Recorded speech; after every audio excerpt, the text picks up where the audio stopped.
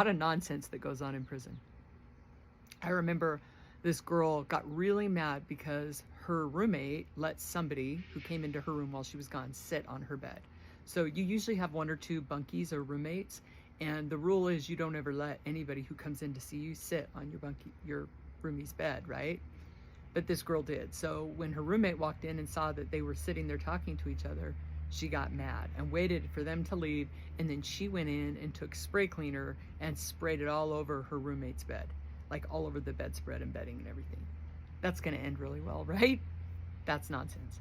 I remember seeing a woman who ran and tried to do an extra load of laundry while the officers were walking through and doing count, which you totally can't do. Once they've called count time, you have to go to your room and wait there. But she thought she could sneak around, go in, throw a load of laundry in because it's during count time and nobody else is using the washing machine, so let me just get an extra load in.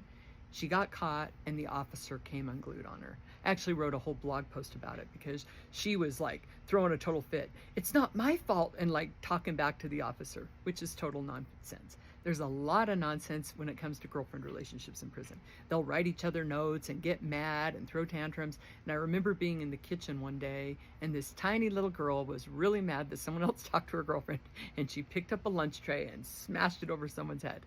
That's the kind of nonsense. And it mostly I just turn away from it. Don't get involved, because when I first got to prison, I got involved in a situation.